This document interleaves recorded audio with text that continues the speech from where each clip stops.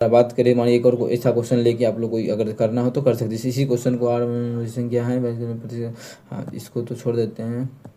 ऐसा बहुत क्वेश्चन अभी हम आप लोगों को करवाएंगे जो उस तरीके से बना सकते हैं। जैसे ही इस क्वेश्चन में भी उस तरीके से बना सकते हैं। जो भी लंबा चौड़ा, जैसे इस क्वेश्चन में सिंपल सा है, इस जैसे यही क्वेश्चन पूछेगा तो हम लोग देखेंगे कि कहाँ कौन सा नियम लग रहा है।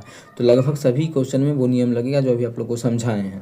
ठीक है, तो उसको ध्यान रखिएगा। लंबा चौड़ा जो भी क्वेश्चन रहेगा कि जैसा होता है ना कि लंबा चौड़ा, जैसे अपन ये छोटा सा क्वेश्चन, इसमें क्या है एलसीएम निकालना है तो हम लोग आसान तरीके से निकाल सकते हैं। लेकिन जो क्वेश्चन ऐसा होता है कि हमको सोचना पड़ता है, टाइम लगता है, वो सभी क्वेश्चन को हम लोग इस कॉन्सेप्ट पे बना सकते हैं। इसको आप लोग ध्यान में रखिएगा तो अच्छे से क्वेश्चन सॉल्व होगा।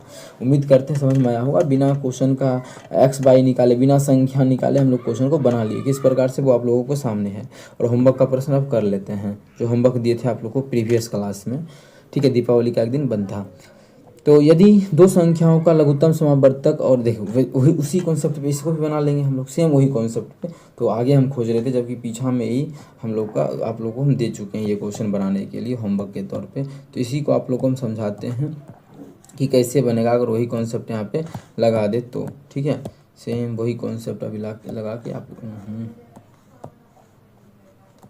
तो वही कॉन्सेप्ट अभी आप लोगों को हम लगा के समझाएंगे।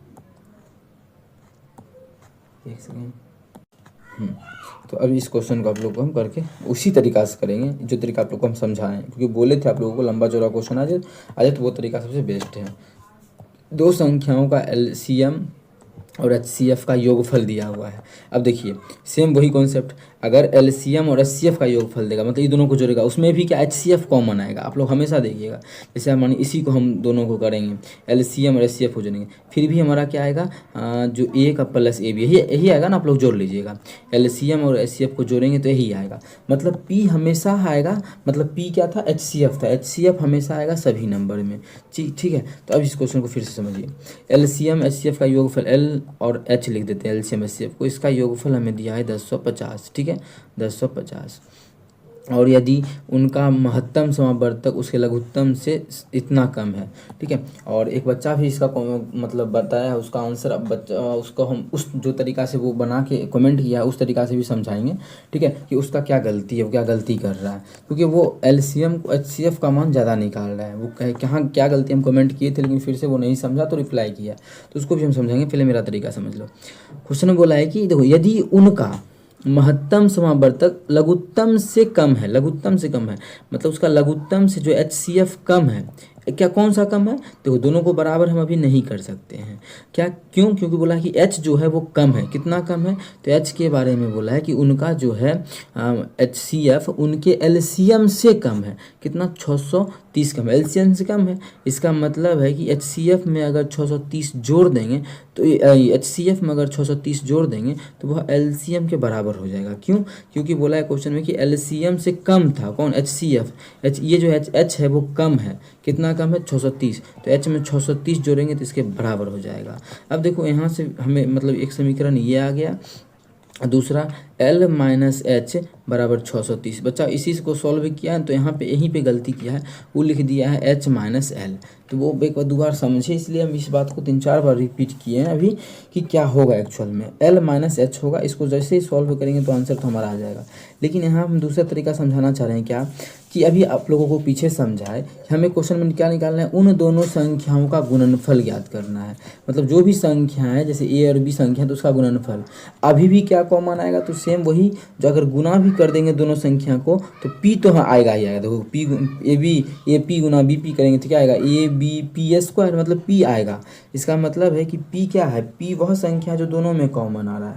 तो दोनों में क्या कॉमन है, पहले चेक कर लेते हैं, इसमें और इसमें। पहला बात, दोनों में 0 दिख रहा है तो 0 का मतलब 10 तो होगा ही होगा।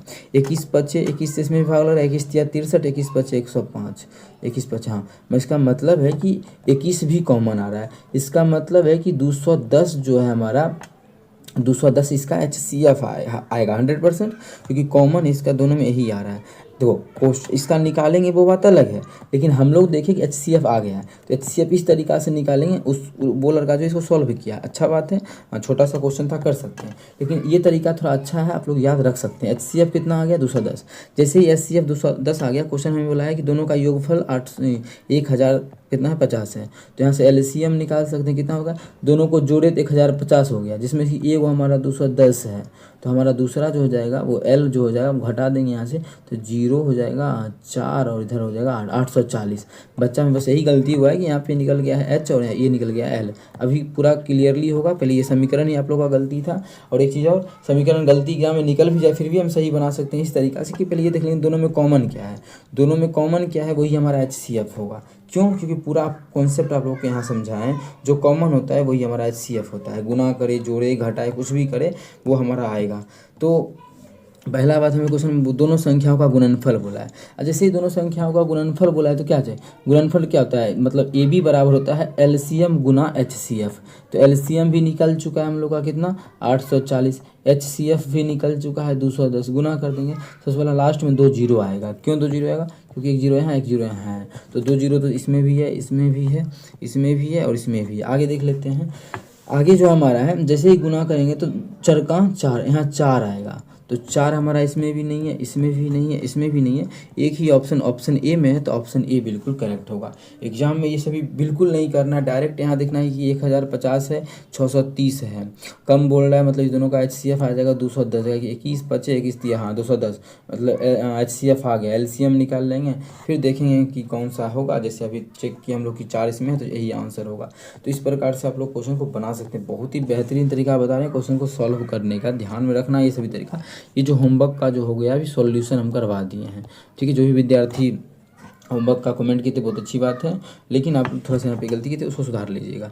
चलिए आगे चलते हैं। क्वेश्चन नंबर हम लोग जो कंटिन्यू किए थे आज का वो कर लेते हैं। क्वेश्चन नंबर 32 क्या है, 4, 20, 28 के HCF और LCM ज्ञात। इससे पहले भी था कहाँ, क्या था, 4 है, 20 है और 28 है। इसका HCF और LCM का गुणनफल, मतलब LCM भी निकालना है, HCF भी निकालना है, फिर उसको गुना कर देना।